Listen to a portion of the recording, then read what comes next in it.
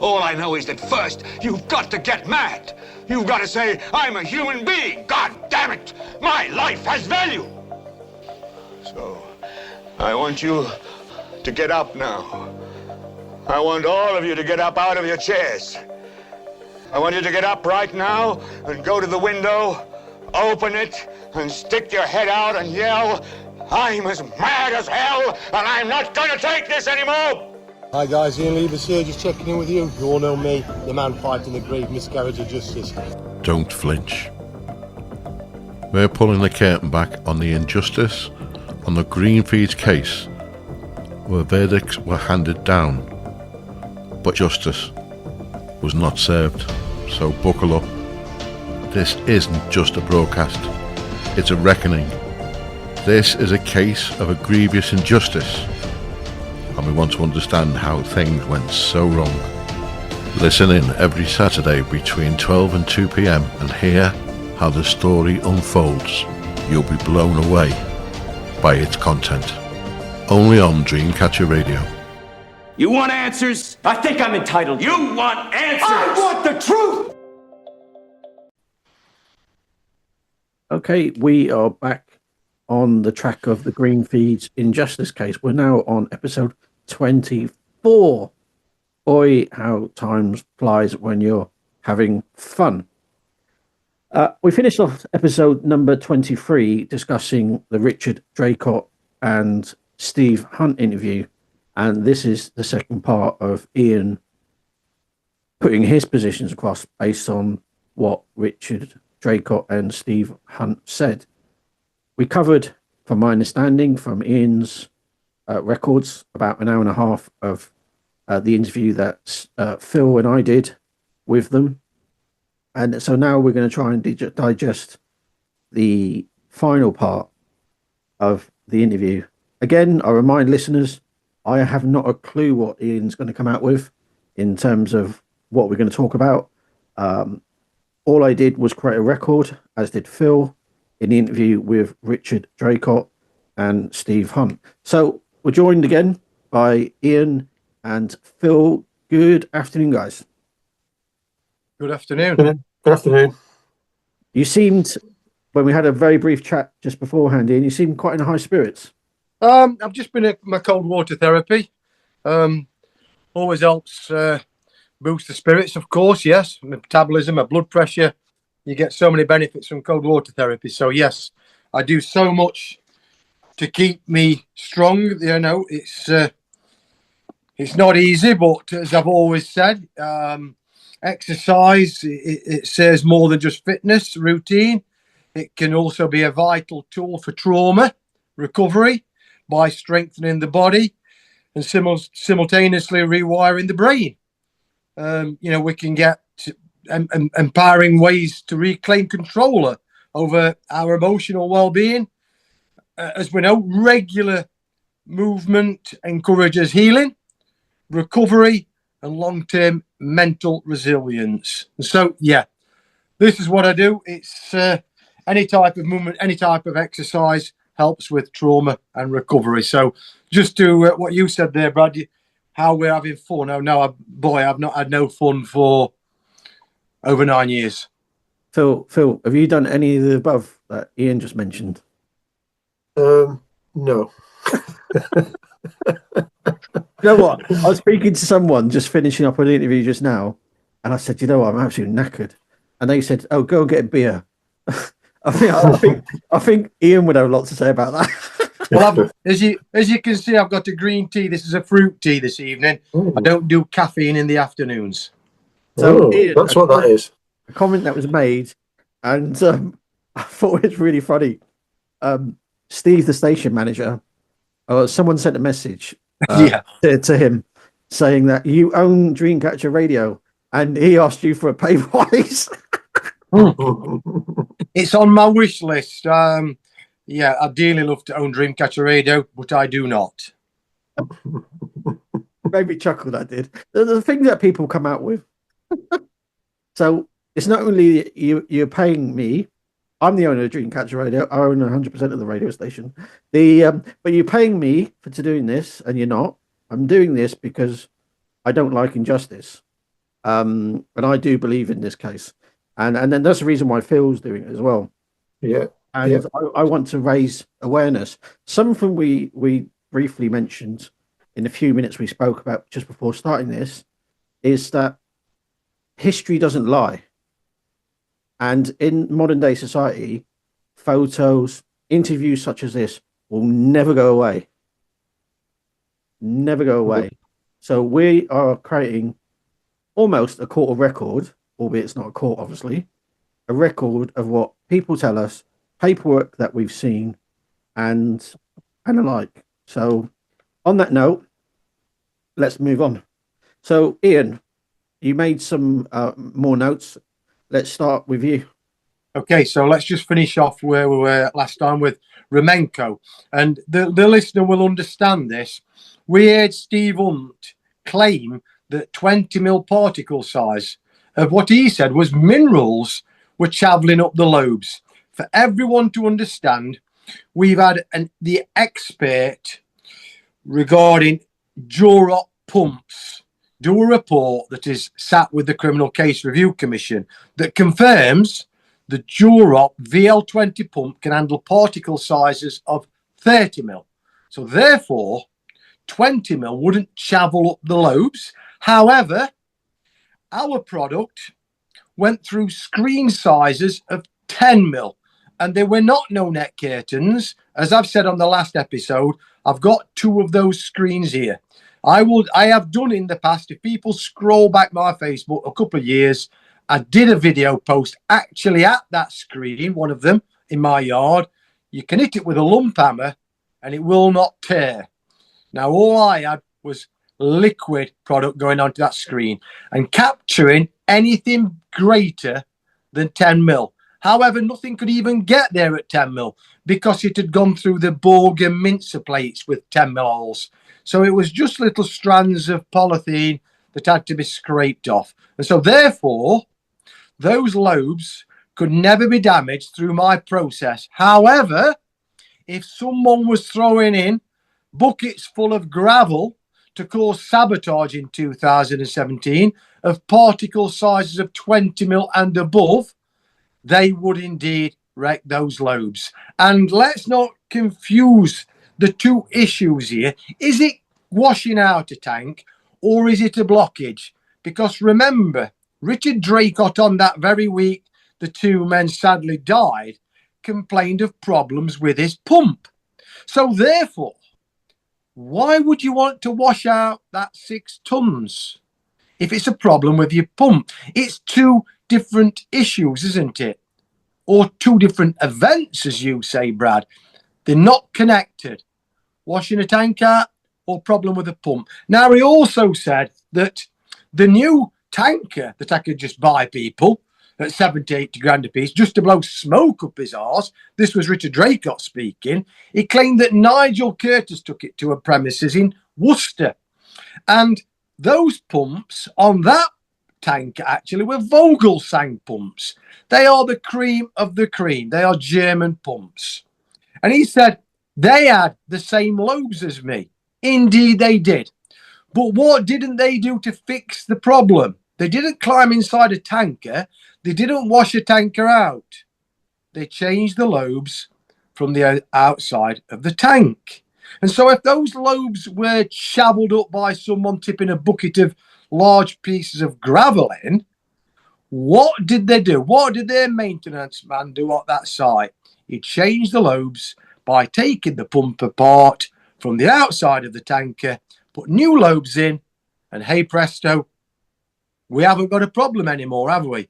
So I think that confirms what was happening in 2017, sabotage. Can I make a comment on that? Yes. I don't know if you remember, but he said that there was some sort of a auxiliary pipe where all this gravel went to. So somehow there's a trap. Is that what it's called? Yeah.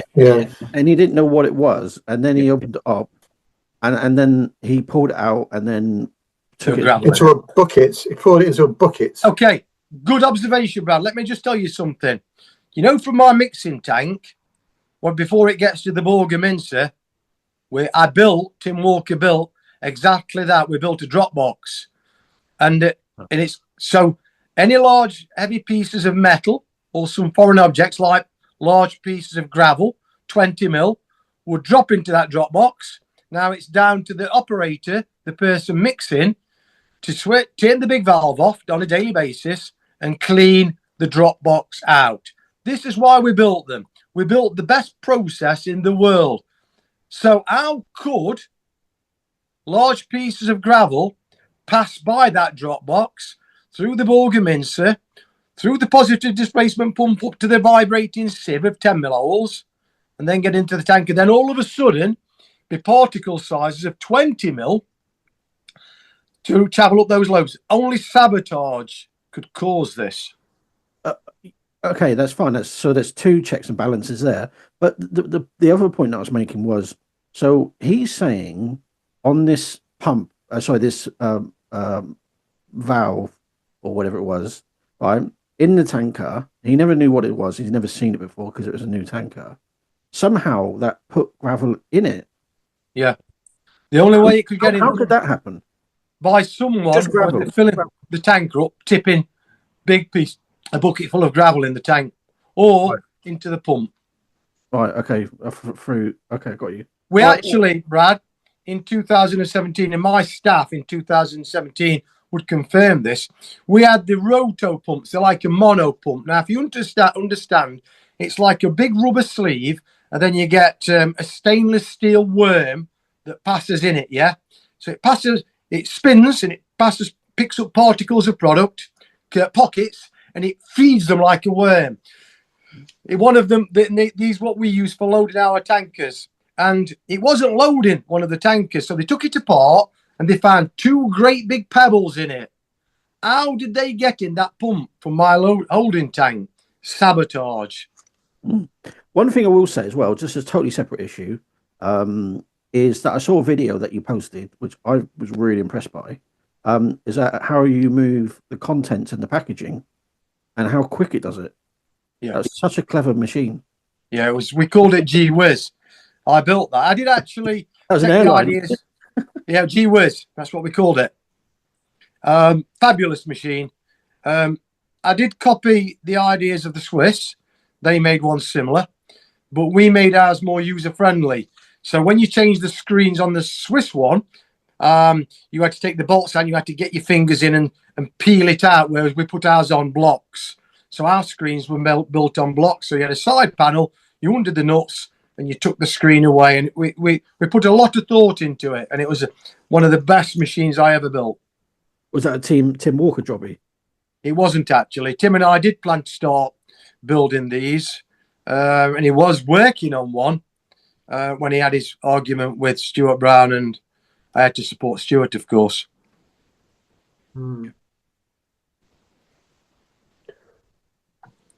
Okay, carry on. Sorry. Okay, so and I'm going down in order now as I was listening to it. So, Richard Draycot claimed that Stuart Brown, when he arrived on site, because just remember this, guys, when you pull onto site, you pull onto the weighbridge, and I've got a camera facing the weighbridge. Now, and that's right on the entrance exit of the site. And so, Richard Draycot was asked, he was shown this footage when he pulled on the weighbridge in court, and as he got out of his cab, he pulled his overalls on, and we've discussed this before. This is what he did later when he is seen for the first time exiting the mixing shed, and we say that he was sat in his lorry the entire time and didn't know what was going off, or he was kept out of it. Anyway, this CCTV camera that captured him on the weighbridge when he got out of his cab coming into the office, Richard Draycot claimed that Stuart Brown came out of the office, if you remember, and he looked in the tanker. The CCTV camera never shows Stuart leaving that office. This is covered in many statements. Stuart Brown did not go out of the office, and he didn't climb the exterior ladder of the tanker, and he did not look in at that 6 tons. So why did Richard tell that big lie? He cannot have forgotten that, Brad, can he? Because that is an event. I think you and I spoke about this many programs ago, to the effect of why didn't Stuart Brown get off his arse and go and have a look at that load? Absolutely, Phil. Yeah. Because he didn't. No, he I didn't. think he would have had a vested interest if the lad was saying he'd got 6 tons stuck on there. I'd want to go and have a look at it, and Correct. especially if he said it's set like concrete. Yes, correct, Phil. And we've all said, and staff have said too, that he didn't want to get up because he was sat with his slippers on. Slippers on. See, Yes. this is the other thing as well. Which also, sorry, go on, Brad. Yeah, this is the other thing as well. Is if he goes in the office says it's set like concrete. Obviously, Richard Draycot denies it, but there's too many people in the office, and this is one important fact. It's very seldom you get consistency in anybody's statements, but this is one thing that's consistent. Yeah, and he denies this. Like the first thing is, one would imagine that Stuart Brown, obviously Mike Marinac, we don't know where he is at this point, would go and have a look. But it clearly didn't happen because you've got to look at options before. Because how could you just arbitrarily think, oh, just go out in there and clean it? How'd you do it? Get a jackhammer in there? Well, again, Brad, we're talking about, Richard Draycott says he had problems with the pump all week. Well, that's not cleaning a tank out, is it? That does nothing to do with the product, is it? They're two different issues. So why clean the tank out if you've got a problem with the pump? but it was never written down, was it? It was never said. It was never written down. It never happened. If it was never written down, well, I don't think he might have said he had trouble with it all week, but I don't think he did. Well, I don't want to give too much information out what's gone to the Criminal Case Review Commission, but the detectives confirmed factually that he was tipping quicker earlier in the week than that day. So he had no problems. Or sorry, I got it wrong. He was tipping quicker litres per minute that day on that 6 ton that he brought back than he was early in the week. Quicker. Now, you'd thought if there's a problem with the pump, it will gradually get slower. But he tipped on site litres per minute quicker. I don't think anybody went out to have a look at it because I don't think anybody could believe it. No, they that's all said it's not likely that it's set like concrete, mate, because it doesn't. You can't set it like concrete. It's basically what they were saying to him, So there must be something wrong with the pump. Yeah. Well, this is why Stuart didn't go out to look at it. He knew his job. Exactly I always took what Wayfeeds were doing. When Stuart worked at Wayfeeds, I used to ring Stuart at weekends and we used to have a chat. And he told me, Phil, to open up the footwell to the pumps, to get more back pressure. Yeah. So Tim Walker altered it because previously to the pumps, and I didn't have problems even then, when I first started making the confectionery blend, the outlet pipe to the pumps was 2.5 inch. And so when Tim altered it to 6 inch, and I've shared over the years Tim building the 90-degree bends on the tank, because it put more pressure to the pump. So it enabled us to tip quicker with more back pressure. Yeah.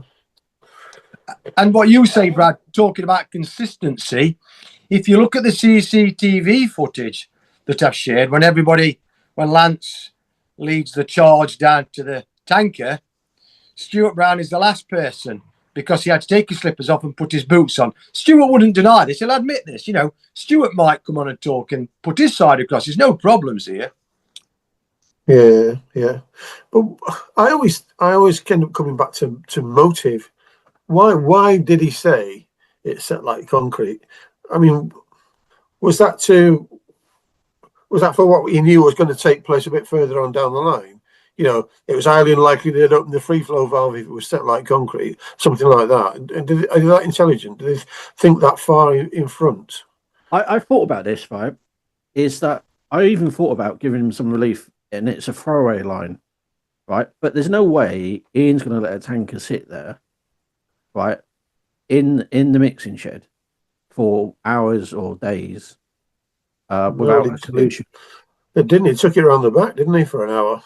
Yeah. What was he doing there? What was he doing for an hour around the back? Yeah, well, he actually said he drove it round the block, which nobody's ever used the word block in our business, ever. No.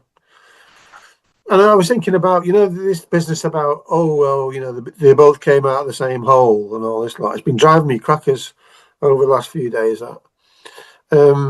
because we know that Jake cut that second hole, and he cut it for a reason.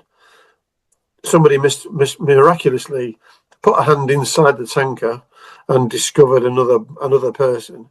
If that was the case, they would have pulled him out the same hole. They wouldn't have had to cut another hole. They would have pulled him out the same one. And Curtis said he was sat at the hatch at the top, and he could not see another deceased person in there. He could only see Gavin. He couldn't see Nathan. Yeah. And even Dave Maruniak said the same thing. He couldn't see another person in there. So that means he was either in the front end or he was definitely in the back end. And if it was in the back end, the only way to get him out of there would be to cut another hole at the back. Or somebody would have to go in to the rear of the tanker to get him out. And if the fire brigade cut a hole at the front end, because they weren't going to go in, I can't imagine anybody going into the back end to get him out. So he had to be in the back end, coming out of the last hole, or the hole at the rear of the tanker. So for me, that's straightforward. Then you've got two holes, two deceased. One came out of one came out of the other. But why lie about it? That's what I don't understand. Why lie about it? What did that achieve? Well, question. More confusion, like you said. You've just spent 2 days wasting your time on it. Thanks. Yeah. But didn't Curtis say as well he carried a torch with him at all the times? Well, Curtis did have a torch. Yeah. I don't know where the torch came from, because when Dave Maruniak came to collect him to walk down to the mixing shed, he didn't have a torch in his hand. No. I don't know. It's just this whole case is full of silly little idiosyncrasies where you think, well, that's daft. I mean, he reverses the tanker into the shed, gets out on the driver's side, obviously the offside, and he sees the lad up on top of the tanker with his legs dangling into the hatch. Now, if you were going to wash the tanker out, would you get up on top of the tanker first without a jet wash? I'm guessing you would want someone to pass it up to you, wouldn't you? But you take it up with you, wouldn't you? You take the bloody thing up with you. I mean, the great thoughts, Phil, but let's move on, because as we all know, none of this happened. It was a story. None of it happened. None of it. No, I believe you. Yeah. So lies. All lies. So he said he'd come up to the restroom and he said he wanted a tank washing out. Well, again, if you've got a problem with the pump, why do you want to wash a tank out? I don't get it. And then, so let's get moving on. Well, one second. Just I know just the listeners may miss that actually, because I missed what you said earlier. Yeah. If there's a problem with the pump, if you put a jet washer into a tanker, how is that going to resolve the issue with the pump? It's not, is it? The only way you can resolve the issue with the pump is take the pump off at the workshop. Yeah. You're not even going to reach a problem if you've got 6 ton of feed in there. What are you going to be jet washing? 6 ton of feed. Well, Steve Hunt says kinetic energy, trample round it, he even said. Movement, he said. He said movement would clear it. Beggars belief.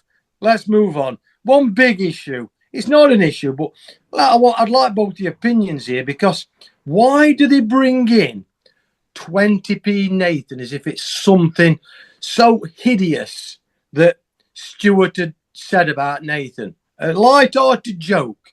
Why have they made that so damning against Stuart? It sets a tone. Ridiculous. It's ridiculous that, because I mean, in my experience, they have all kinds of nicknames, guys, don't they? So much so that sometimes you can't even remember their real name. Everybody has nicknames. It's a part of the crack of being part of a team of workers. Yeah, Brad was saying, I like his expert opinion on this. I do like Brad's opinions with these sort of things. It does mean a lot to me. Come on, Brad. Yeah, no, what it demonstrates a theme for people to understand how derogatory your business operates. Like a bit like you go and start in a construction site, and you send the young man down to get sky hooks or stripy paint, all this sort of stuff. They're mocking him, but from a court setting, it looks bad faith on your part that you allowed this sort of derogatory sort of conduct to be allowed on your Well, farm. to be fair, Brad, you said me. You don't need to apologise. I never met Nathan. Never met him. Yeah, I'm just talking about the business. I get it. Yeah. Okay, so let's move on. It is a common thing, though, isn't it? It is a common thing. It is, yeah. I mean, I had one guy was called Drill Bit. I said, why do you call him Drill Bit? Because it's a boring tool. Simple as. Yeah. He did say when he came up to the staff canteen that Pat was in the toilet. Well, why didn't he ask Pat if he got a problem to use the high-powered vacuum tanker that was pulled with a fast track? I've said this to the solicitors in the 5 years leading up to it. They've got the perfect tool. If you've got a problem, that high-powered vacuum tanker would have sucked off. Like I say, in 2005, when David Willett tragically lost his life, that high-powered vacuum tanker was sucking on fryer fat, palm oil from the bottom of the fryers from Heinz from North Walsham. So, if Pat was there, why didn't he say, Pat, come and just suck this problem off? But then again, as we say, there was nothing wrong with the product, was there? It was the pump he said he got a problem with. So, on that point, just to remind listeners as well, is the jet washer never actually got activated based on what Richard Draycott said. But again, switch off, Brad, because none of it happened, as we know. The evidence. Just bear with me. There's something I'm going to say about this. Is as soon as Lance opened the valve, the product started coming out. Of course, yeah. There's nothing wrong with it. Anyway, let's move on, because I made short notes. Steve Hunt said Gillian was complicit. Brad, again, please, your expert opinion with this one. Complicit, he said. That means she was scheming along with somebody else. Okay. I think what he was alluding to there is on that night, because they basically both, Richard Draycott made it very, very clear Gillian did not give instructions that night. Yeah. However, what he alluded to, she was aware of it. And what Steve Hunt is doing, it shows complicity, so joint enterprise, that sort of thing. But that's just a simple summary. But it doesn't represent the overall theme of the business operations and ignores the fact that people should not go into tankers. Right. It was feeding the narrative, though, wasn't it? Yeah. So let's throw some napalm all over that. So Lance, my only co-director, was in the office. So therefore, because he was involved with this, he was complicit. Now he's my only co-director. Why wasn't Lance charged? Because remember, they said, Richard Draycott said that Gillian never said nothing to him. No, but it was suggested that she heard him and said nothing. That's what they said. Well, Lance said something. He said he's talking a load of bollocks. He carried on what he was doing. So he had a comment. He had a comment there, didn't he? So let's keep going. Steve Hunt claimed I had 35 meters of pressure washer hose. Absolute twiffle. He said there was no ladder on the inside. Of course not. So how many meters of hose did you have then? Well, you would have had enough to got in the back of a skip, because we what skips are. So I'd have thought you'd have had about 20 foot of those. Maybe 30 foot, not 35 meters. What is that in meters then? 10 meters. It's a big difference. It's a big difference. Yeah. So it couldn't even get on top of a tanker then? Well, you could, because you're getting back a skip. So, you're climbing the top, because up the side of it, it's not the length of it, but you might have struggled. It couldn't go into a tanker though. It could, at about 30 foot, you would. Well, he had a long lance, didn't he?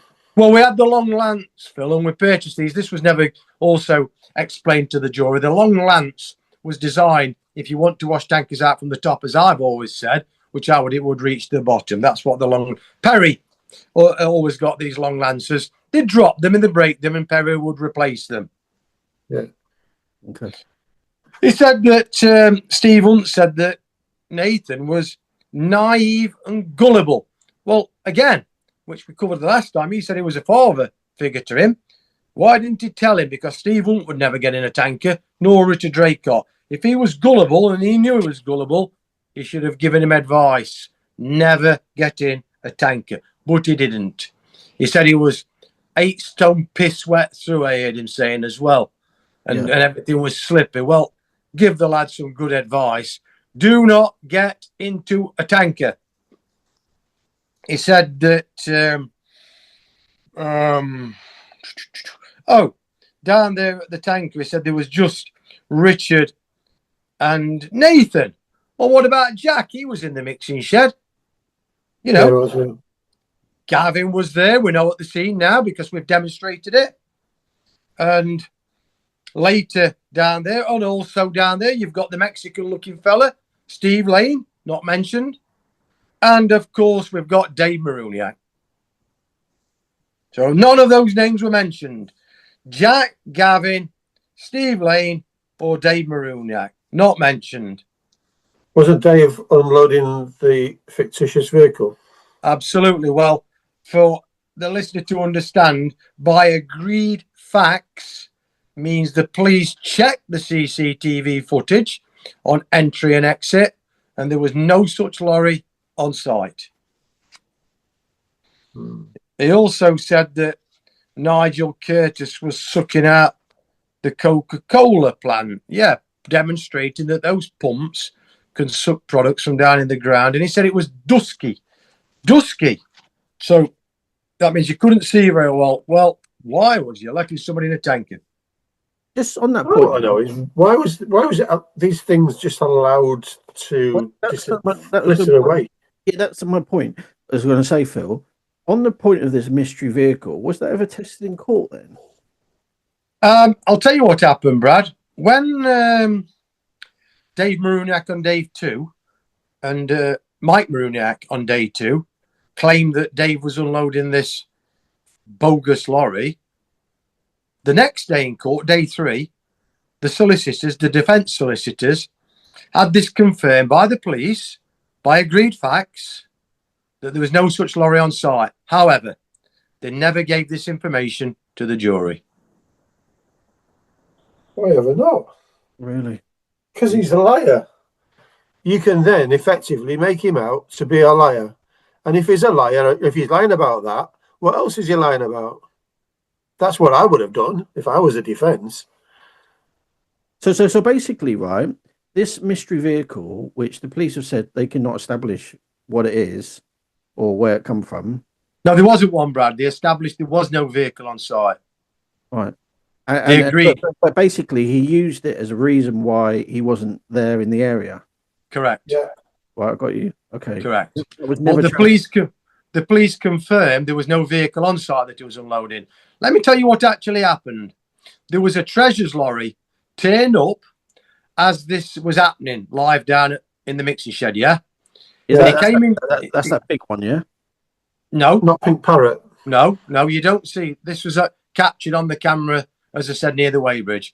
And he come into the office and it was explained what was happening. He turned round and he left.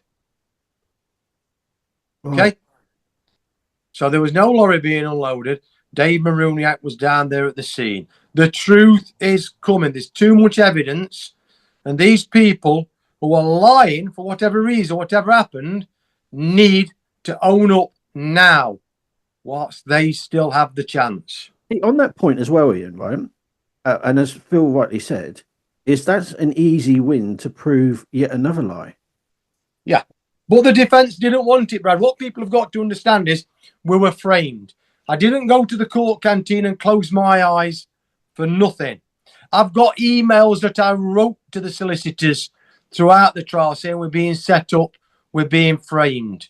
I just didn't know how to stop it. I tried, but they told me that when Case Geekbell takes the stand, they would rip her to shreds. The barrister would make mincemeat of her, effectively. And so I continued for that reason, and that reason only. We need to go to a break shortly. Well, I've got another question in. Was Kirsty Iqbal the last witness? Yes. Yeah.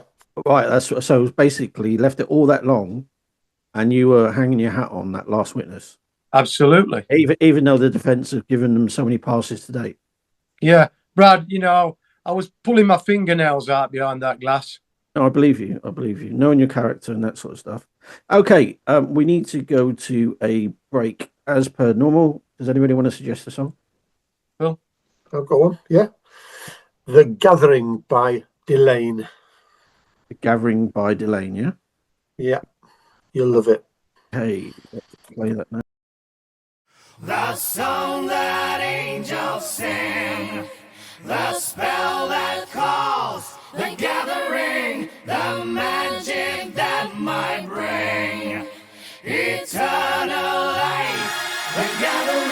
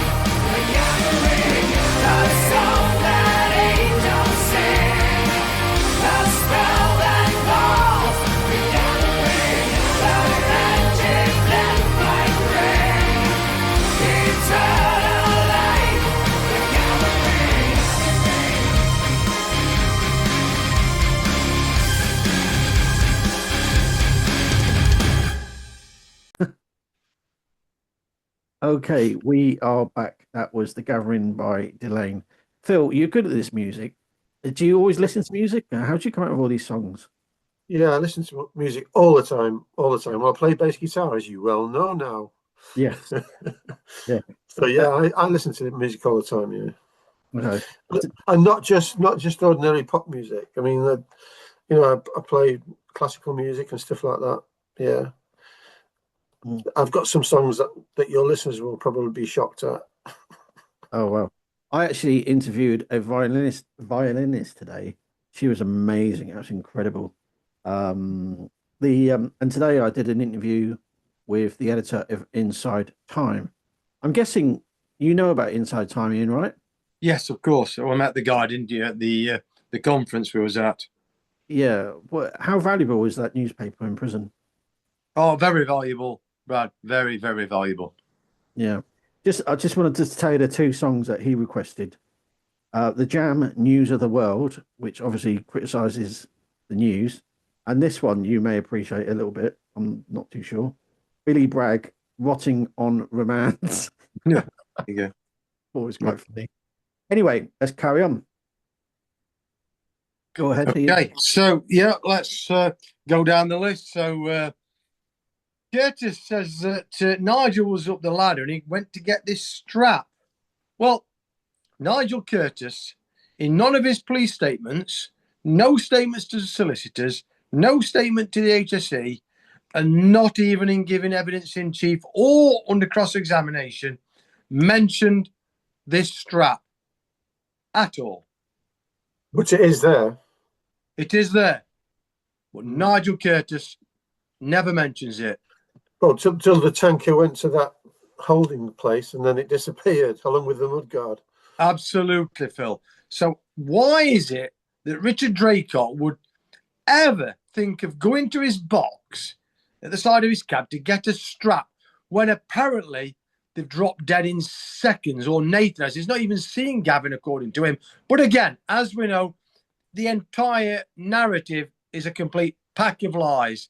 So we've got to try to understand, what was that strap doing there? Because Curtis certainly never mentioned dangling it in as if it was going fishing and someone was going to grab hold of it. So what was that strap doing there? I've got 3 points on that, right? Is in one of the witness statements, I can't remember who it is, Ian, because there's been so many. Someone witnessed Gavin standing up in the tanker, right? Yep. Secondly, there was a witness statement saying that the strap to use, was it Curtis, was it? Yeah. No, Curtis never mentioned the strap, Phil, at all. No. I think Gavin's standing up. That was Jack Maruniak, because he was in the mixing shed. He claims in this period, this seconds when Draycot apparently goes for Curtis, but it's not, it's Maruniak. He claims that he was on the vibrating sieve, climbed down because he said he heard Gavin screaming his name at the top of his lungs. And he was asked about this in court. Jim Agros said to him specifically this, and so, Mr. Maruniak, are you telling me that you could hear Gavin shouting your name above all that machinery running? And he said yes. He claims he ran to the tanker, climbed the outside ladder, and Gavin was stood up in the tanker.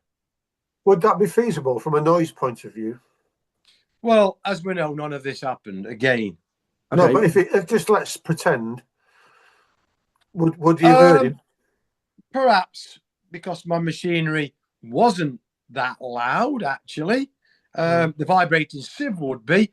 I don't know. He was stood up there all day, every day. I cannot comment, Phil. You don't know how loud he was shouting, so it's not fair for me to say. I've often wondered, because I always think to myself, I doubt that very much, but I mean, I don't know. So I mean, The next observation is that someone said in the witness statement, but we've covered it in the series, that they used to use the strap and the manito to lift people in and out of the tanker. Yeah, we did that on the Robin Neve one, didn't we? We've confirmed that that's utter rubbish. Yeah, exactly. I think it's a joke. I think it's a joke. And my last point is that the reason that apparently the strap was used was out of desperation.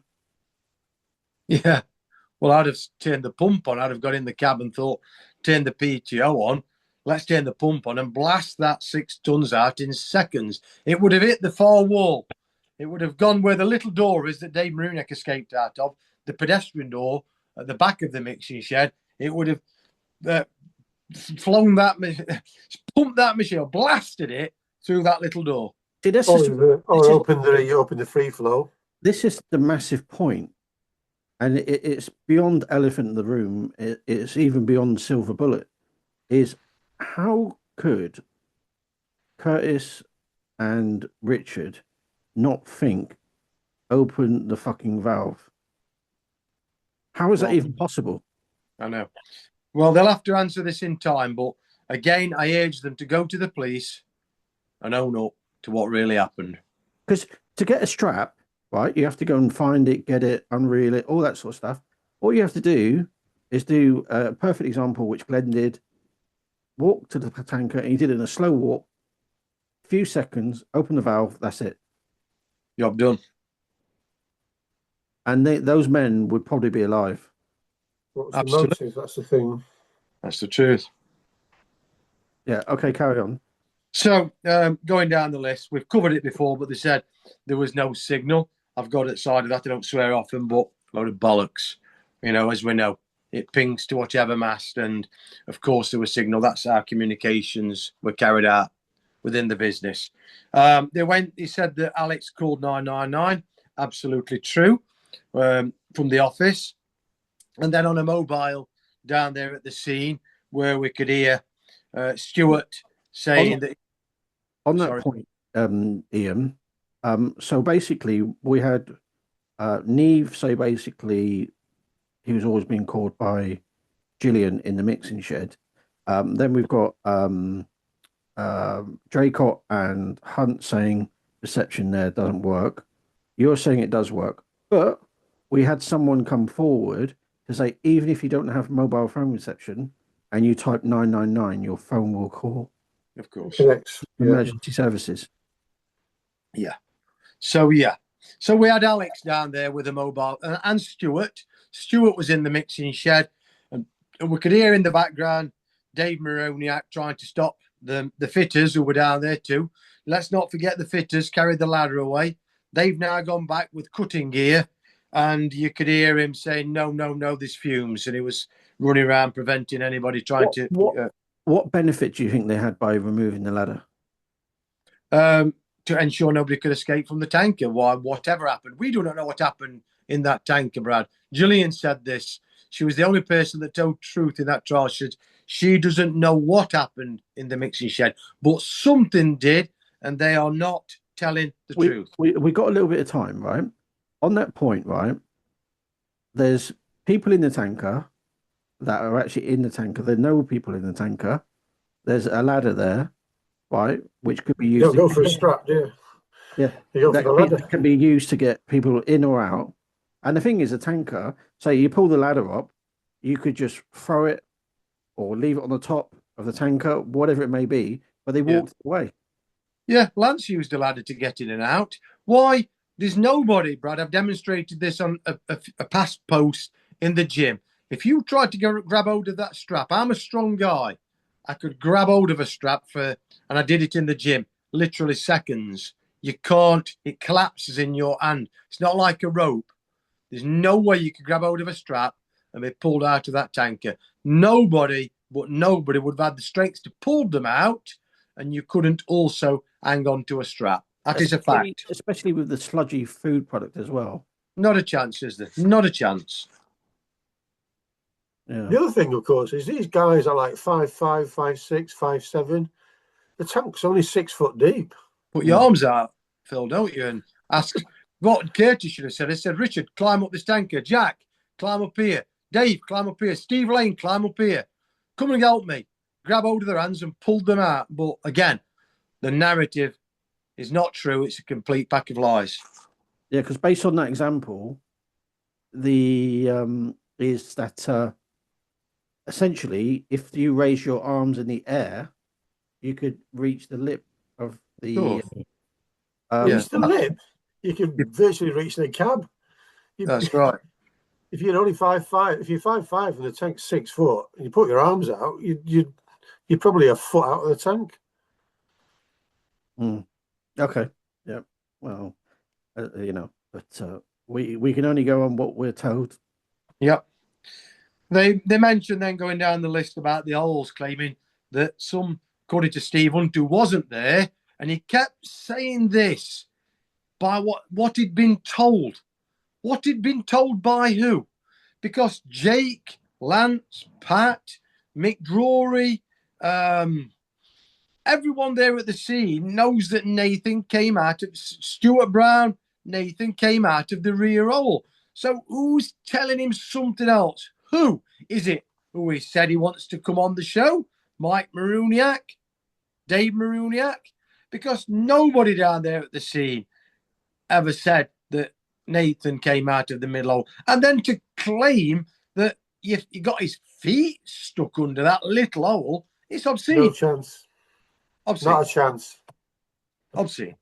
And then he went down to say that the only problem with our product, my confectionery blend, that it smells. And he dismissed my claim that it smelled nice. Well, if you asked any of my staff when they did put the product on the moisture balance tester in the kitchen, it smelled like a biscuit. And at times you want to eat it. He said about onions going in. What about all the chocolate that went in and the toffee? It smells beautiful. And he said it was lumpy. Well, how can it be lumpy when it's gone through my process through 10 mil holes? It was a smoothie. It was finer than the smoothie, the blend that I drink in the morning. But let's go down. And then he said about, he swore again. But then he did say, why would you go in? He said that. And then he mentioned the Green Goddess. And he said, this has got I kept calling it a manhole at the front. Indeed it has. And so the Green Goddess has got about 5 or 6 compartments going down to the rear. So if it's got a man lid at the front and those holes aren't an 18-inch hole in the middle, they're an arch shape at the bottom. Yeah? So if you've got liquid in that tanker, then you're going to be swimming in it if you go into the rear. And he said that he's known Robin Neve going waist deep. Well, how did he get through those holes? Because if you've got a few inches, it's in your wellies, mate. And it's getting darker and darker and darker. I've retained that tanker. It's still at my premises. And Lance has shined in there with his phone and videoed it. It is pitch black beyond the first baffle. Pitch black. Blacker than the black hole of Calcutta. So nobody's going through those baffles to the rear of that tank ever. You just did you know that that they were selling that chocolate? I've heard so. Yeah. Just on that point, then let's just briefly deconstruct that. So Ian, as I'm sure you can imagine, I do lots of interviews. I told you you're the 4th one today. The on the Green Goddess, I'm the way I understand it, there was a rear hatch at the end which completely opened it up. Yeah. No, not the Green Goddess, Brad. No, vacuum tankers. No, right. It's got the same pumping system, about 6-inch pipe going to a jaw up pump. Oh, okay. Yeah. Because I was then thinking, if you open the door and it's got lots of material in there, it's all going to fall out. But obviously, but again, Brad, let's just always come back to, like you say, the silver bullet. The elephant in the room is what I've took to Leicestershire Police Station on the 16th of January 2026, and I've been back to the Leicestershire Police Station today with further evidence. The silver bullet is this, Brad. How could I have continued for 4 more years in business with the HSE got me right under the spotlight if we were getting blockages or had to wash tankers out? Because nobody went in for the next 4 years, and I took Remenco, that company's product, on in its entirety. As Steve Hunt said, 14 tons every 2 weeks. Actually, it could have been 20 tons every 2 weeks, 10 ton a week. So how come the blockages and cleaning out never happened for the next 4 years? And the same suppliers to you were the same? Absolutely. We took more product on. Well, they said then that this 6 ton was a one-off. Well, we do know in 2017, with that new tanker that I purchased, as I'm going down here to this point, Richard Draycot said I purchased it him because of blah, blah, blah. I don't know what blah, blah, blah means, but that new tanker in 2017, he came back finally with 12 tons on. Now, factually, I did have the next load go on top of that, and factually, it went to farm the next day, and it all came off. Imagine, so if he's saying there was 12 ton on it, guys, what did we do? Are you telling me that I had staff working for me in 2017, at that time when Richard Draycot was there, that would have climbed in with shovels and buckets and got that 12 ton off? Absolutely not. Everyone was watching every little move. But the next day, it went to farm. It was all tipped, and this evidence went over to Kennedy's Law, and they hid it. But the evidence is still there, of course. Crazy. Yeah, and he also said that in that photograph, the famous photograph, that the light was daylight. Yes, interestingly, wasn't it, when it was on the next day to the shortest day of the year, the 22nd of December, and it was pitch black. It was But up to my Smith. cameras had the night vision, of course, picked out everyone. Yeah. And But the in other that photograph, that was a head torch, wasn't it? Yeah, that was an head torch. But see, go back to Robin Neve, which I really do not like this man, and I don't even know him. But just reading his statement and the correlation of other statements is where he said that he got asked once to go into a tanker where the feed was at to chest height. Up to his chest. Yeah. I mean, that is just mind-boggling. Anyway. Okay. What's what we're going to do? Steve Hunt actually said that Perry, my driver that has been with me right from the outset, that I put through his HGV, one of the best, as good as Tim Walker, was peculiar. I didn't like that at all. That's derogatory, talking about his fellow driver who worked on the nights. Perry worked nights for decades. I'd say he's a top bloke. Why say he's peculiar? Steve Hunt's no idea. And then he came down. Different personality. He came down to say lessons weren't learnt, referring to the 2005 incident where David Willett, for the first time in living history, sat backwards on a PTO shaft. What lessons could be learnt from that? Because I even, Phil, remember a PTO shaft with a plastic cover, flimsy plastic cover that disintegrated, disappeared when this happened. I changed that at my expense. Well, firstly, Dave Wright welded, made a complete steel cover for it, so it wasn't flimsy plastic. And I had that on for a number of years. Now, Tim Walker, I think it was around about 2014, changed that to an hydraulic head. So the PTO shaft went all together, and at expense to me at a few £1,000, and all this information went to Kennedy's Law, again hidden. At my expense, I had no legal reason to do this at all. I changed it to a complete hydraulic system so that an accident like that could never, ever happen again. So what lesson didn't I learn? He even then went on to say, no stickers were put on tanks. Why didn't we do it, he said.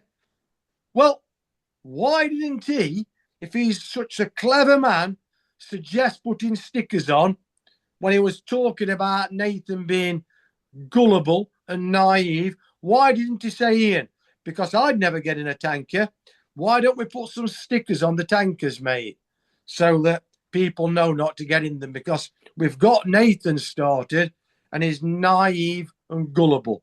No such suggestion at all whatsoever. You provided all your staff with bump caps, wellies, gloves, overalls, jackets. You did not provide them with gear to go inside tankers. No, it's as simple as that. And I did. They're not supposed to go inside a bloody tanker. That's why. I mean, so why would you go into a tanker if you didn't have the right gear? That's crazy. right. That's right. Absolutely crazy. And all this information, all these, what they're talking about, all these invoices, all the thousands of pounds I spent on PPE, all went to Kennedy's Law. It's all there. It's all documented. Everything I speak about is documented. Well, it never came out in court.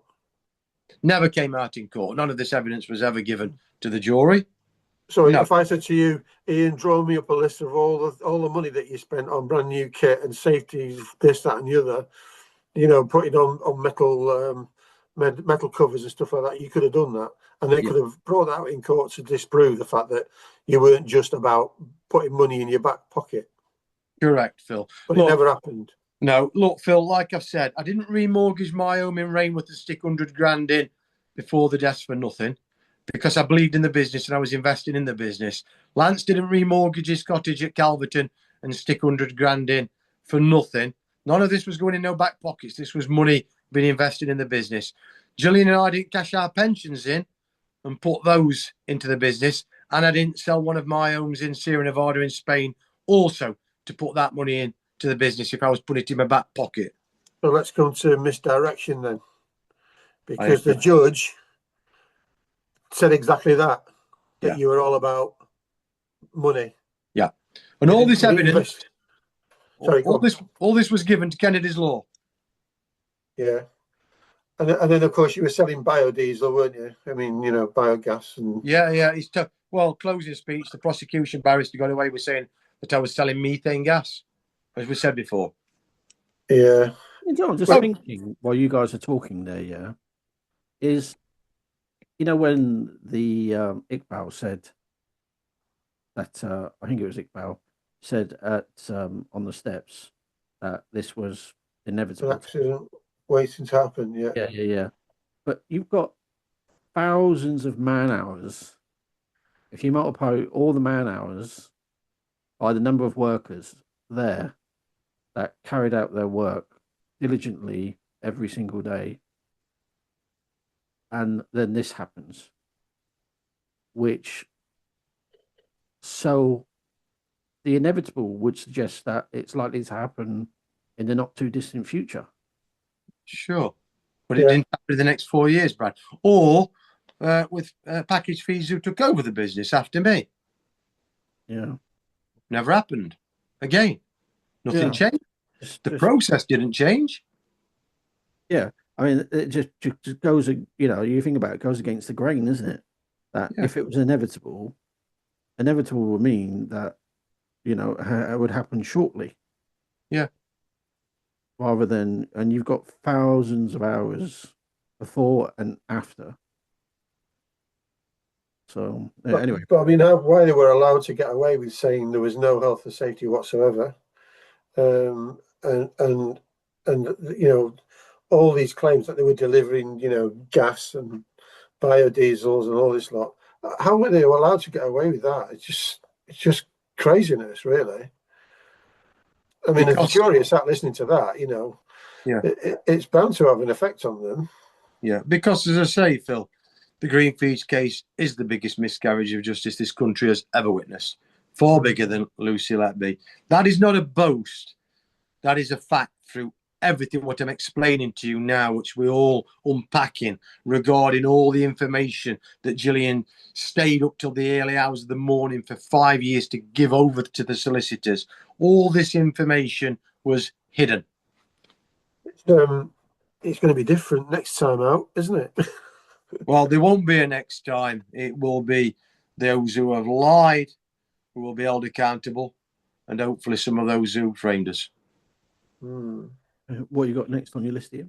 Okay, so Steve Hunt actually said that he'd seen Mike and Robin in a tank before, but he wouldn't get in. Well, why? What was they doing? Because he didn't explain. What were they doing if he saw Mike in a tank before? Because Mike said that he told Nathan to get out apparently this time when Nathan was in. So what were they doing? That's just a thought. Yeah. Because Steve Hunt said you wouldn't catch him in one, and he would, and because they were one of the older ones. Well, had it got something to do with drugs that I've been saying all along? I don't know. And he also said that then they both said that this had got nothing to do with Gillian. He said that. And let's come on to something here very important. They wanted, they said it was wanted us to go for Brownie. He said that. They wanted to frame Brownie. That's what they wanted to do. Because let's not forget, I was asked to go to the Maruniak's house over the Christmas holidays after the deaths. And they wanted me to get rid of Stuart Brown. I said I would not do this. And Jack Maruniak said he would not come back to work unless I did. But then he did come back. I'll tell you what happened here.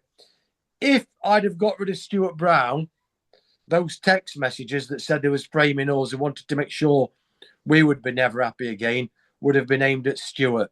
But I wouldn't do it. I did the right thing. I continued and I kept him on because it wasn't right. I think that was the time when you actually put Gillian in the frame, really. Yeah, it was. What is that? That's the moment we call the epiphany, Phil. Yeah, when I wouldn't go along with them, when I went to their house, that's when they contacted Robin Eve and said, right, go for Gillian. Say Gillian told you to go in tanks. It would have been Stuart Brown if I'd have gone along with them, but I didn't. Yeah, because I think they gave Stuart Brown his opinion, didn't they? Stuart Brown was obviously not going to be got rid of, so somehow he changed his story. He has an epiphany. He changes his story, doesn't he? Yeah. And all of a sudden, he's not responsible. Even though he's run 40 tankers, he's not responsible for running these 4. It's just ridiculous. The turnaround in the lad, the same as the turnaround in Robin Neve. Yeah, they've all got ulterior motives. I think Robin Neve was probably paying off a debt. Stuart Brown probably didn't want to be in the frame for giving the instruction. So he was given a way out. Sure. You asked them about the revolt, and Steve Hunt didn't know about this revolt. You've all seen the video footage and the pictures that I've shown you in my foyer in the main office. This revolt that they claimed, all hell let loose, according to them with this revolt, but Steve Hunt didn't know of this revolt. Odd. He said he can't comment. Nor did Richard Draycot as well. And my point on this being that because they're very tight knit in the yard, and they actually said this, we got this early on in the interview where I was asking about the staff and what was the environment like and that sort of stuff. Because I wanted to ask about this revolt, but I wanted, before asking that, their understanding. And, they basically, I can't remember the precise word, Ian, you'll probably remember because you've been listening to it, is they said it was excellent, brilliant, something like that.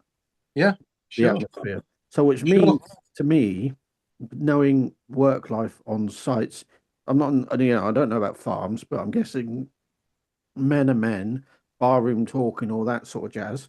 A revolt would be something very exciting to talk about, wouldn't it, between men? Of course, and it will be an event, as I call it, right? And these two knew nothing about it. Yeah, sure, I'll pick that up. Yeah. The pair of them said that neither of them would go into the tank without breathing apparatus. You need breathing apparatus before you would go in that tank.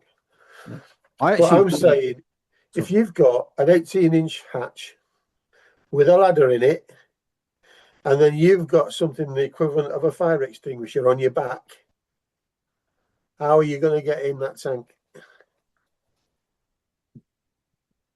You're not, are you? You're not going to. No. You'd have to do what cave divers do. You take that tank off and push it in front of you, or pull it down behind you. But you would not have it on your back. Well, Cavers was using an example at one stage, wasn't it, in the interview? And I'm not sure that it would be allowed, basically. I'm not sure it's allowed in caves, but I'm not sure you'd be allowed to do it in a tank. If it's a breathing apparatus, it stays on your back. Yeah. But the point being, that I was going to say, is that I don't believe that revolt ever happened. No, I don't either. Nobody can remember it. Nobody can remember who they were with. Who was there. I can tell you because Robin Neve claimed that they called me and I came down, as I always say, like Sweeney, jumped up the bonnet. I knew nothing about it. And I'm supposedly involved. I knew nothing about it. Yeah. So they went on and they said that there was often without PPE. They said the wellies were splitting and leaking. And then later we got better wellies. Over this past few days, Nikki Maruniak has popped up and reared her head. And she has said that, yes, there was these wellies splitting and she found some better ones. Well, good on her. Well done, Nikki. Because I like that because it saved me some money. Because if there was a little bit more expensive but lasted longer, lovely. So that quashes that one about often without splitting because Nikki found better ones. And don't forget, she left in 2017. So they're obviously talking about pre-incident. You asked them about Kingsley from Premier Engineering. the man with the van and said he was tools. But Premier Engineering supplied us PPE. But again, they said they wasn't in the yard, so how would they know? But it's a fact that Kingsley supplied PPE. You'd have all the receipts for it, wouldn't you? Absolutely, Phil. All gone to Kennedy's Law. On that point, then as well, let's just assume they go to the office and say, "Look, I need this and this." Saying that the drivers don't need much PPE anyway. They even said that themselves. Yeah, of course they don't. I mean, Richard had that day, as you saw, and again, without PPE, you could see all the yard workers with the big padded coats on. Richard had blue overalls on. He should have a Viz coat in his cab, but he had blue overalls on that day. Nigel Curtis had an Ivis jacket on. You know, it's outrageous. Talking about PPE, when I got them the best lorries, let's not forget, and I've got an email from Keltruck, I had full warranty with those V8 trucks, even though I was using biodiesel. I've got that email from the director of Keltruck over the past few days. But I purchased the best machinery, the best lorries. I even bought Richard Draycot a new tanker because I wanted to blah, blah, blah him. You know, they got the best of the best. So let's go on. I mean, it goes down. They mentioned it again. They talked about the half moon and the feet through and this. And Richard Draycott said, no. I don't know what that part was about. Shorthand note there. But then he said the body. Then Steve Hunt said that the body would float through because he was a skinny lad. Float through. I think I disagreed with that. Yeah. I think that's Richard Draycott then wanted to not see anything, see no evil, hear no evil. He said he was assisting the ambulance, blah, blah, blah.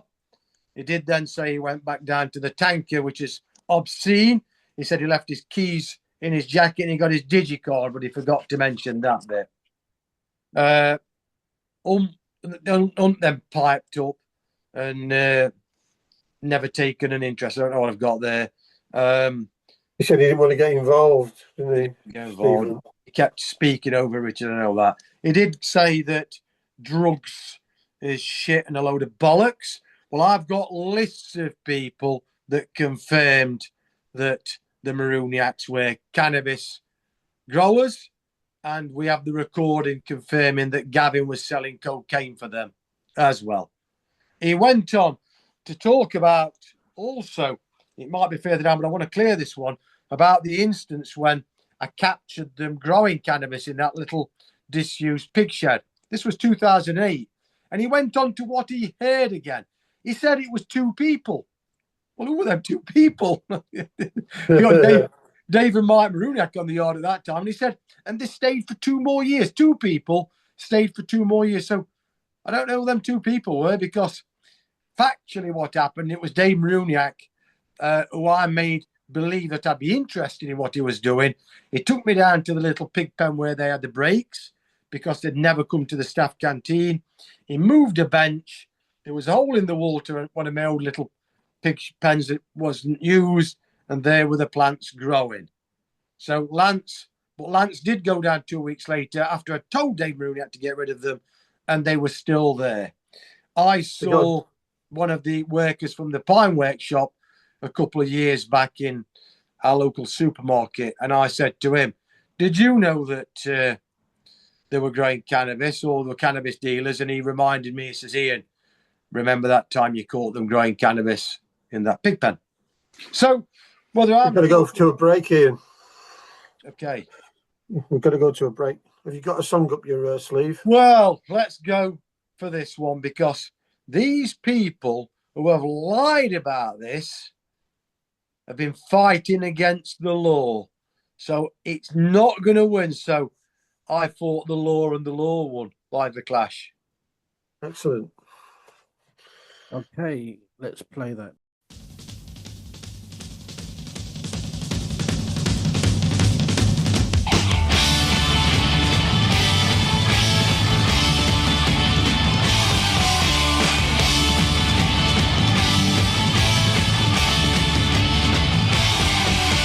Breaking rocks in a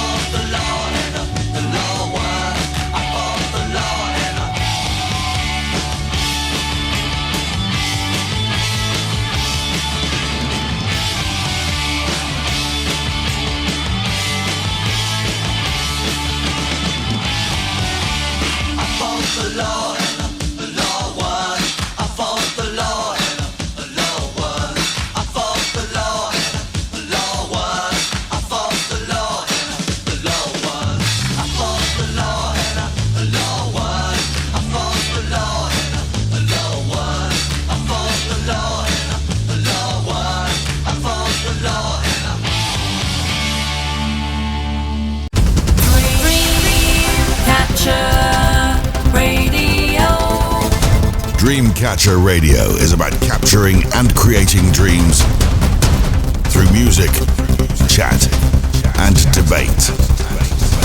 Empowering expression, enriching society. A go-to place for unsigned musical talent. A radio station which listens to its audience. Free speech, vibrant, engaging. Stream worldwide 24/7. Events, competitions, promotions. Always keen to have a listening ear. Contact us. hello@dreamcatcherradio.com. Dreamcatcher Radio.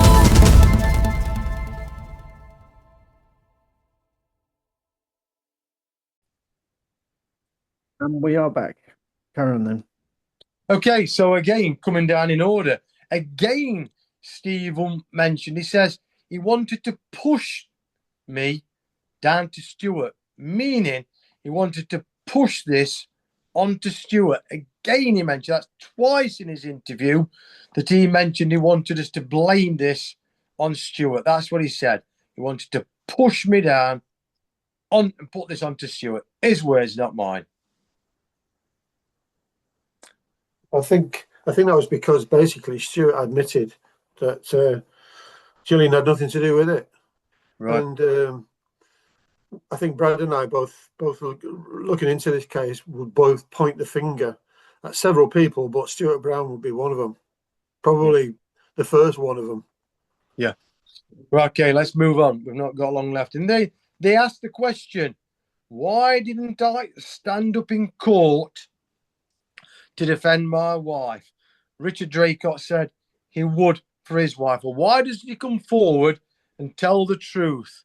Why doesn't he admit that it wasn't him coming to fetch Nigel Curtis? But anyway, the question was put to me. And so I wrote emails daily through that trial.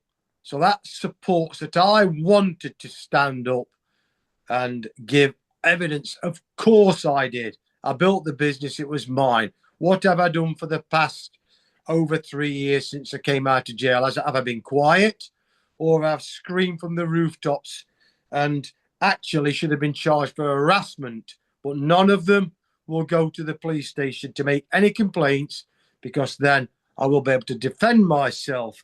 But I have an alibi. Also, someone else who came with me to the hotel the night before I should have given evidence, Tim Cockyoch and Gillian, my wife. The three of us headed down to the hotel. Why, if I didn't want to give evidence, was I summoned to the hotel on the Sunday night, the day before I should have given evidence, to see my barrister and solicitor? And there was a violent row in the hotel room. Tim spoke up and he was told to shut up, sit there, you cannot speak. And they refused me the right. And I had to sign 3 lots of paperwork to admit to give them a defense if this went wrong, because they refused me the right, that I couldn't sue them. And I signed 3 lots of paperwork. That's how bad it was. And so anybody who could ever suggest... You signed a waiver, but you still didn't go on the stand anyway. I signed a waiver because they didn't want me to take the stand. So they were saying, basically, Brad, if I don't take the stand and Gillian goes to jail, I can't do nothing about it, in effect. And I had to admit that. I was in such a state. Gillian was crying.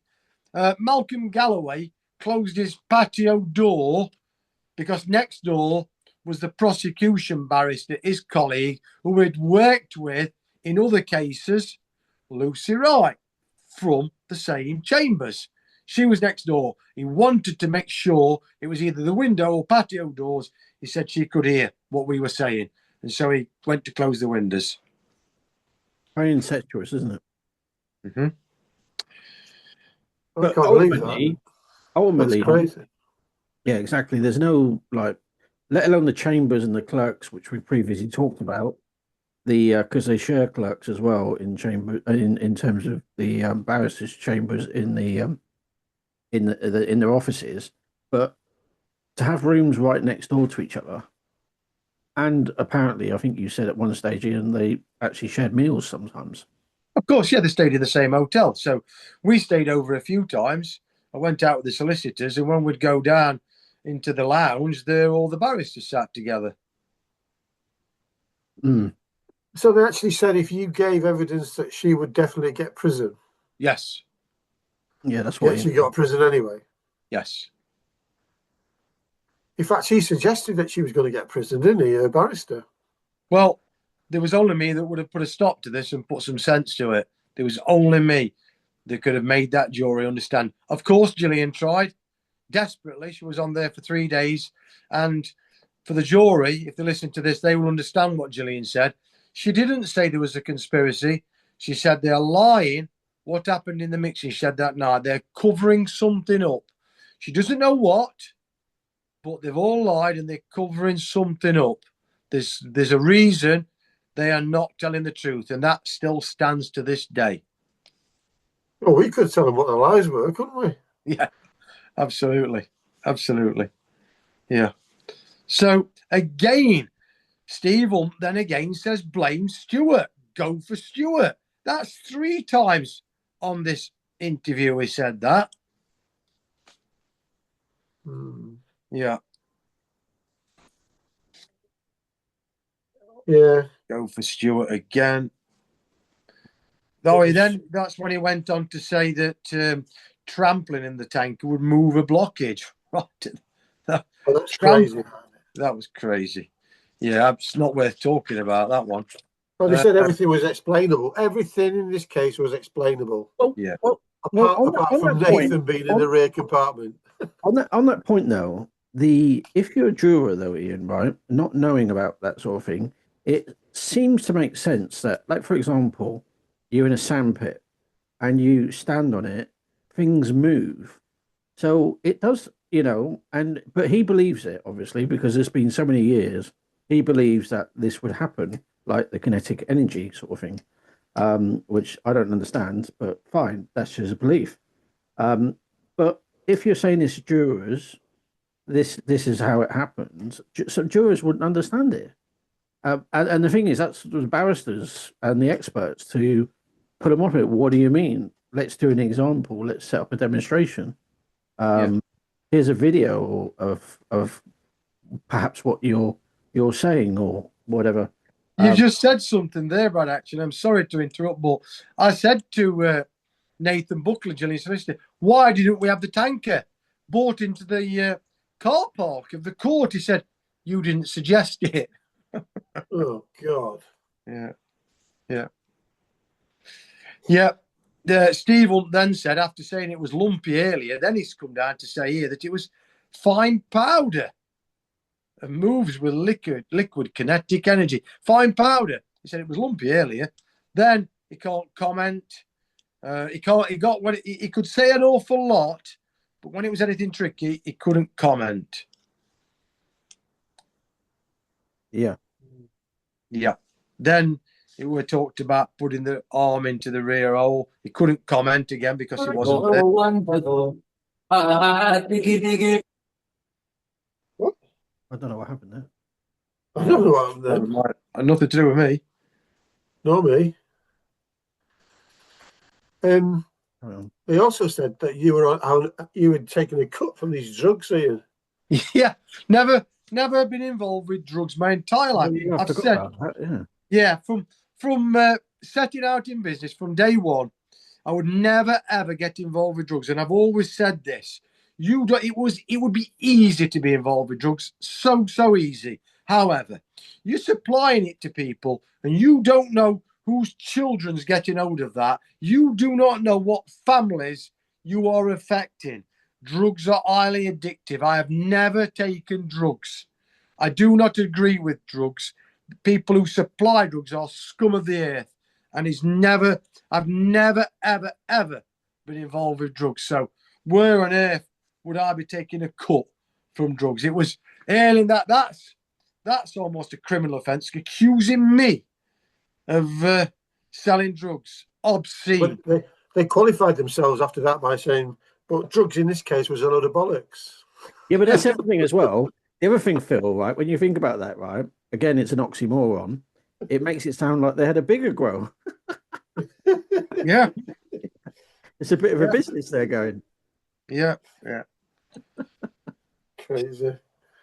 Absolutely crazy. I think we've kicked that one to death, haven't we? We have, haven't we? Yeah. Yeah. Yeah.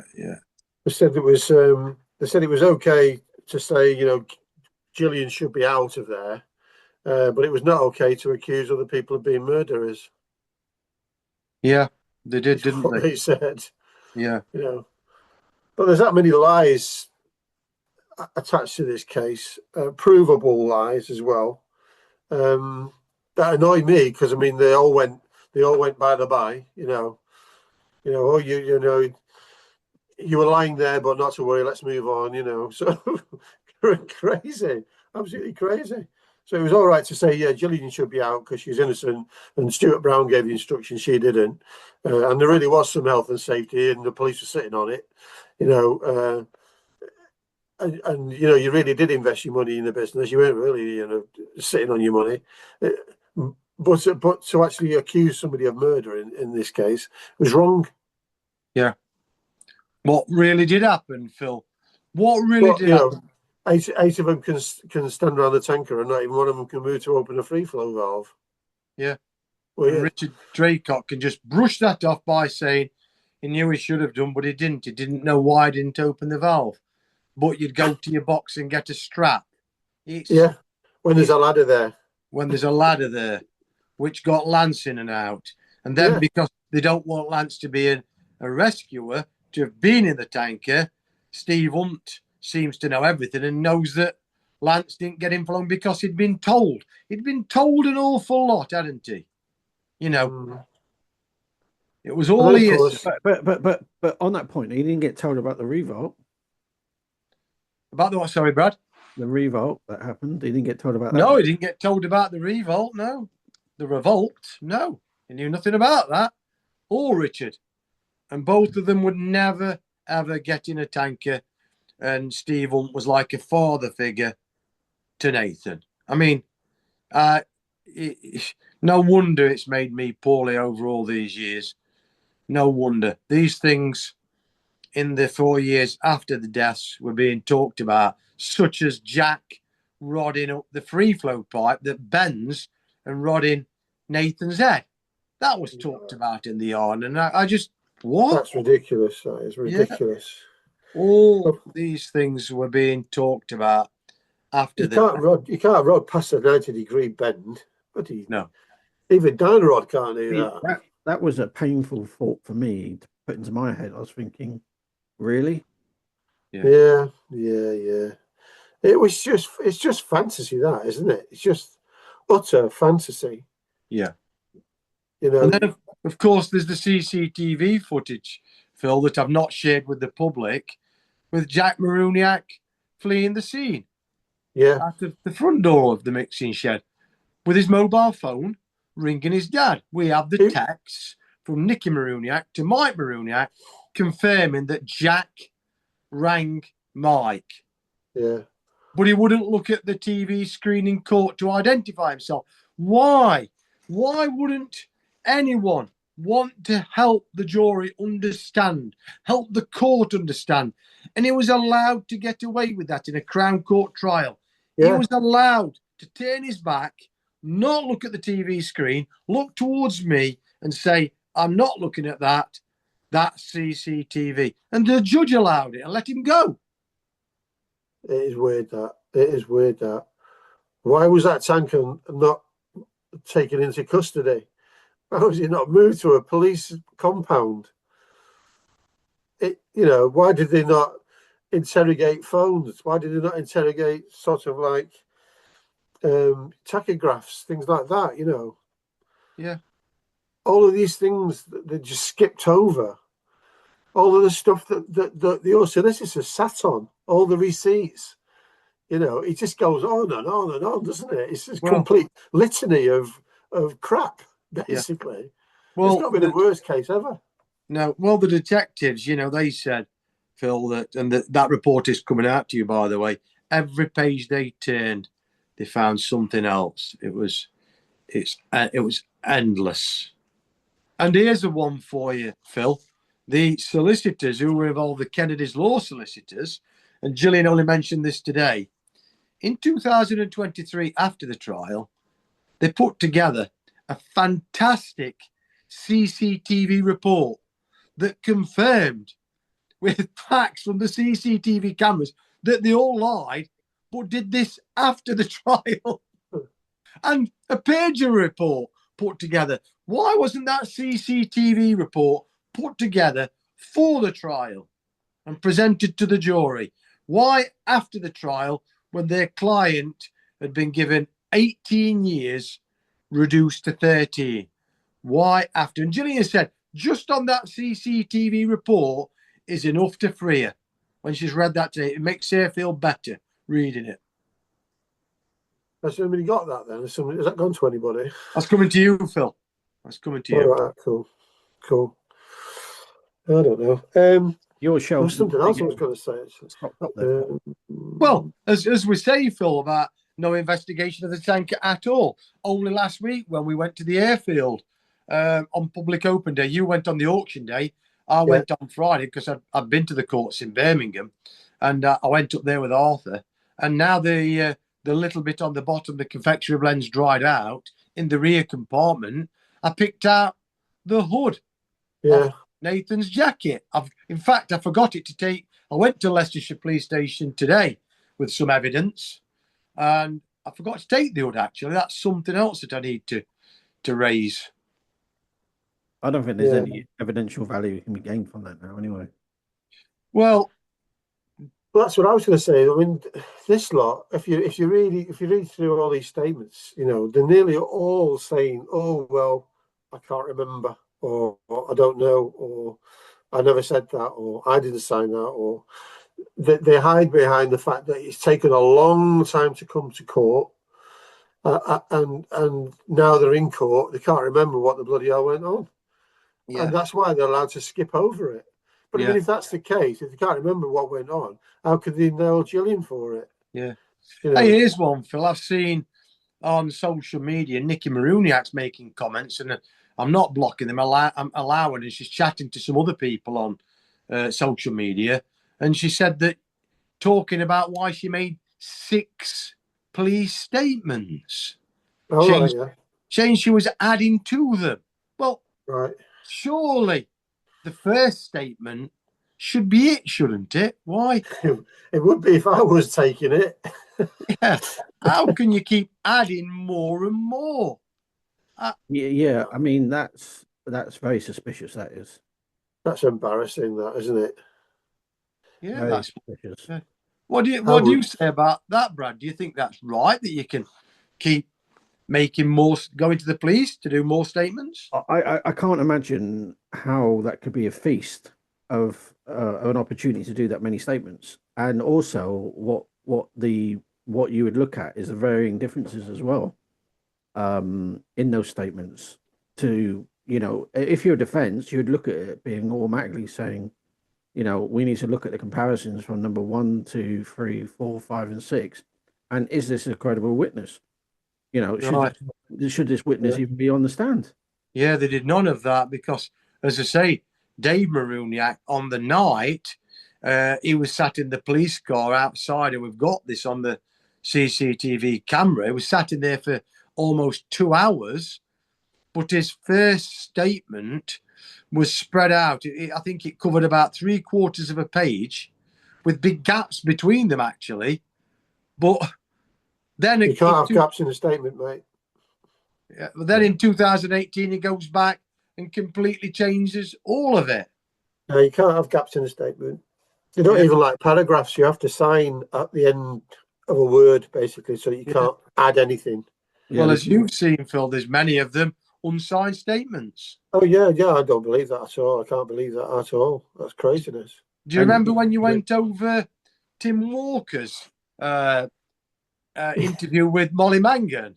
Yeah. But she didn't show him his statement when he was saying, well, if I've said it and signed it, and then we've discovered he didn't sign that statement, she didn't show him his statement. Well, Tim Walker is a very colourful character, and it was very easy to identify the words that were in that statement were not words that he would use. It wouldn't even be in his vocabulary. Yeah, you're right, Brad. And it was the same with Lancers, Brad. We picked out that when you've heard me how I sell my product. I'm a salesman. Confectionery blend, lovely smelling, chocolate smell. Get a bit of onion in there. But anyway, that's a fact. In Lance's statement, it said that he said there was toxic fumes. We never use the word toxic. Ever. Wasn't in our... I don't know if you remember, one of your staff called your product an aroma. An aroma. Yeah. Which makes it sound like quite nice. I think it was coming back to this public hanging where they actually referred to your fade as toxic. Yes. On the opening statement, the prosecution barrister claimed that I was selling biofuels, toxic product. Yeah. But don't you think this? I mean, I feel like I'm nitpicking, but there are things in this and I'm looking at it. I'm going, it's the small details. You know, these small details like Draycot. I've got 4 statements from Draycot. Yeah. And on 2 of them, he says he goes into the canteen and he says to Nathan, Brownie wants you to get in the tanker, right? And on one of them, he says, okay, not a problem. And the other one, he says, you're joking. So I'm thinking, well, which is it?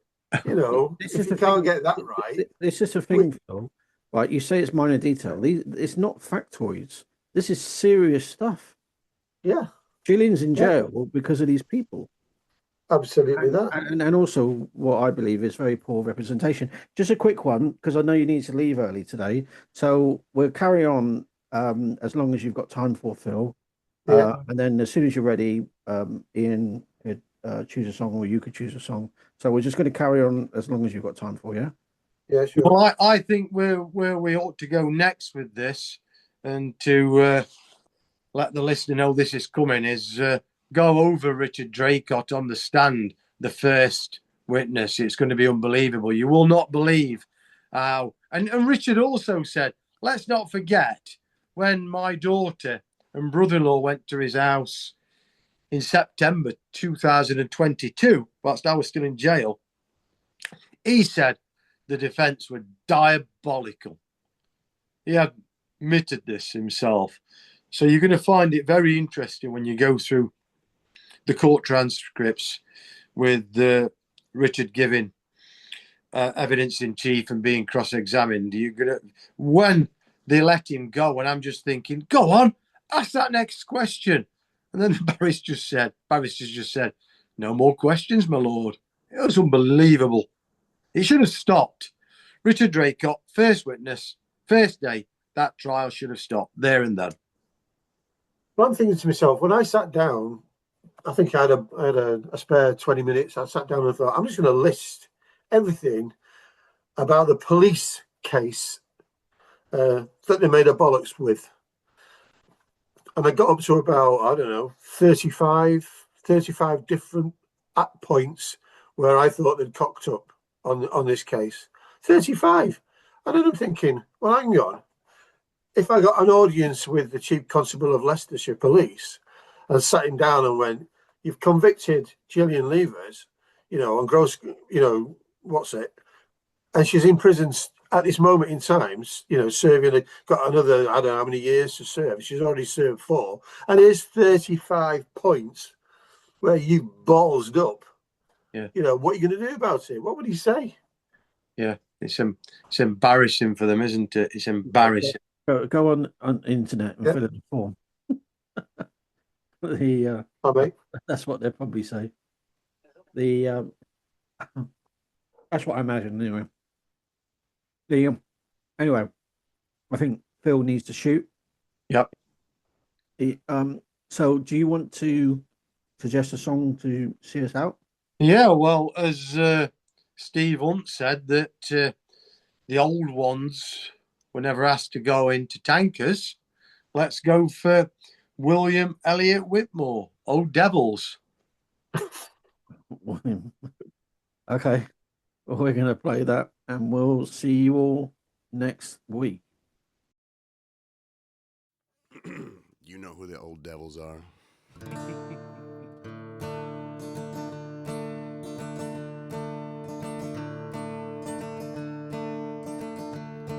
The old devils are at it again.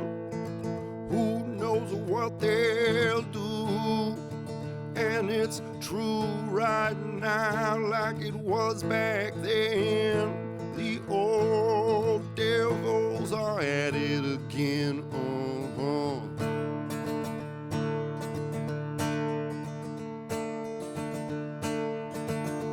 From behind these bars, the view don't change. Desperation, death, and despair. From what little I hear of the outside world, well, it's not too different out there. And they tell me there's a war without no end. The old devils are at it again.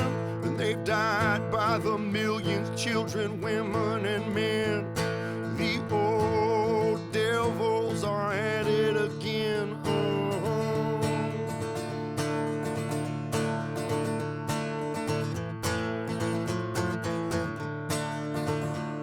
When I say devils, you know who I mean. These animals in the dark. Malicious politicians with nefarious schemes. Charlatans and crooked cops. Well, a moonshine still gets you 5 to 10. The old devils are at it again. Stripes on your back and a ball and chain. The old devils are at it again.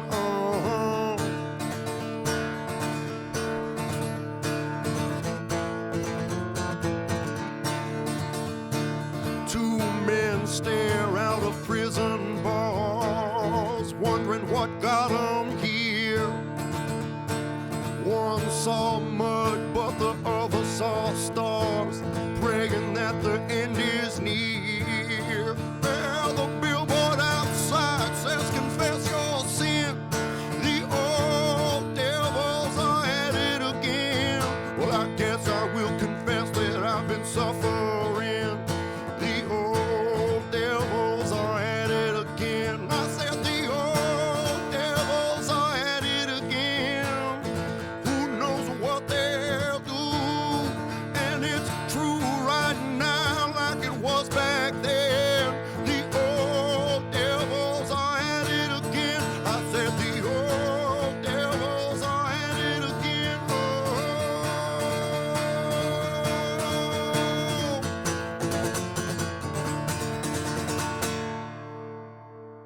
Everybody has a turn back moment. You have a moment where you can go forward or you can give up. But the thing you have to keep in mind before you give up is that if you give up, the guarantee is it will never happen. That's the guarantee of quitting, that it will never happen no way under the sun. The only way the possibility remains that it can happen is if you never give up no matter what.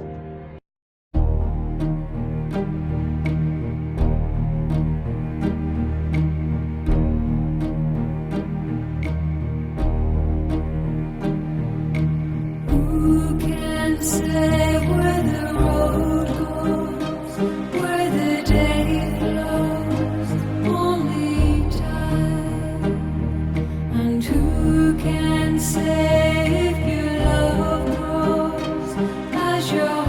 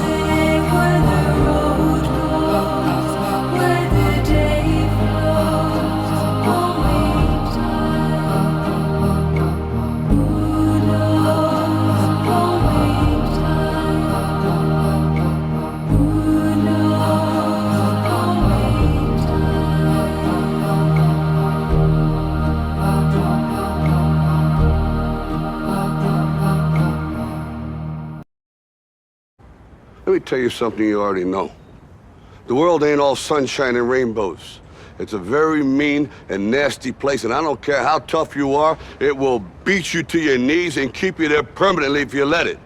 You, me, or nobody is gonna hit as hard as life. But it ain't about how hard you hit. It's about how hard you can get hit and keep moving forward. How much you can take and keep moving forward.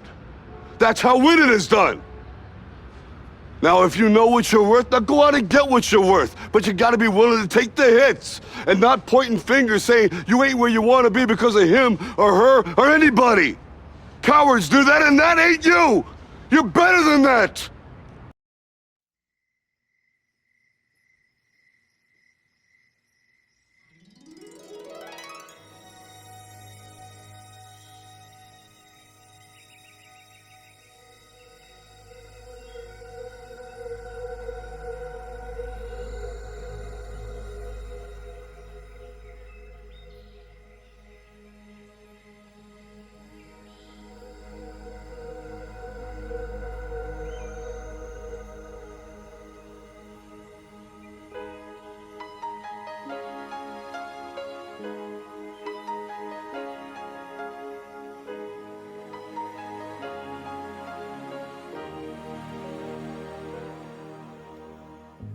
What about sunrise? What about rain? What about all the things that you said we were to gain? What about killing fears? Is there a time? What about all the things that you said was yours and mine?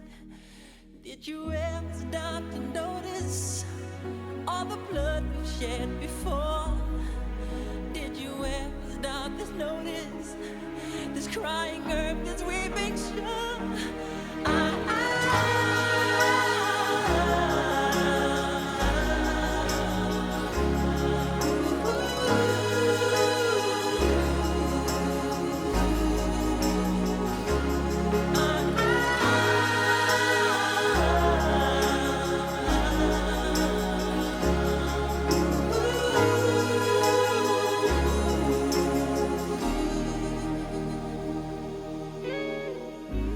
What have we done to the world?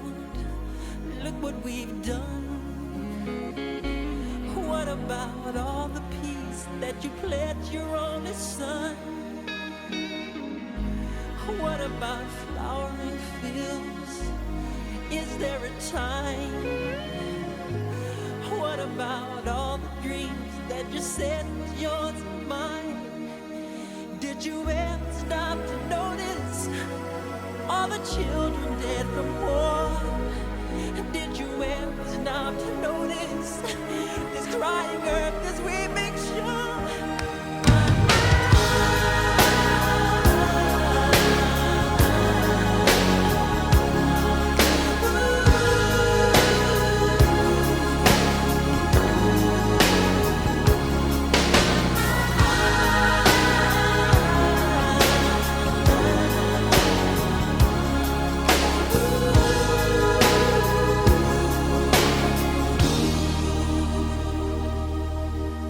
I used to dream, I used to glance beyond the stars.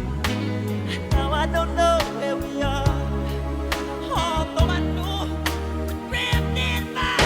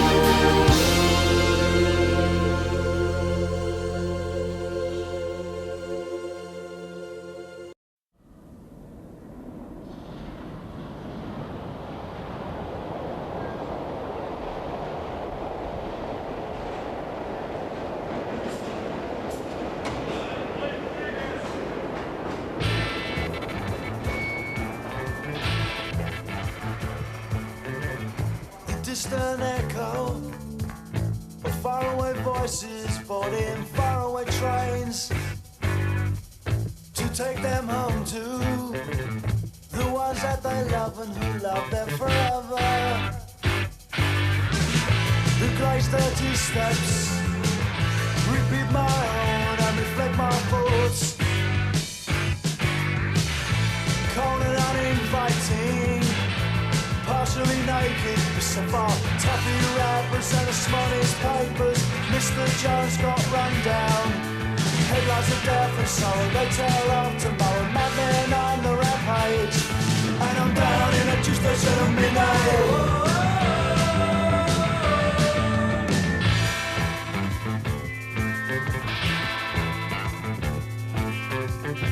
Fumble for change, pull out the queen, smiling, beguiling. I put in the money and pull out a plum behind me.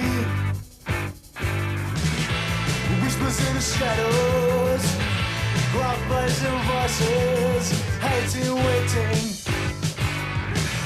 Hey boy, they shout, have you got dirty money? And I say, I've been eating money and I take away curry. I'm on the way home to my wife. She'll be lining up the cutlery and now she's expecting me. Polishing her glasses and pulling out the cork. I'm down in a tube station at midnight.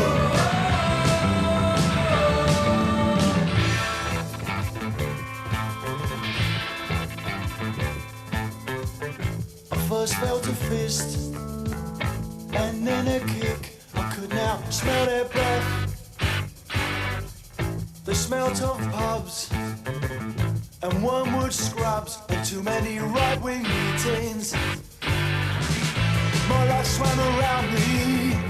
It took a look and drowned me in its own existence. The smell of brown leather, even eating with the weather, filled my eyes, his nose, I'm not in love till my senses could see it speaking around her. I'm down in a tube station at midnight.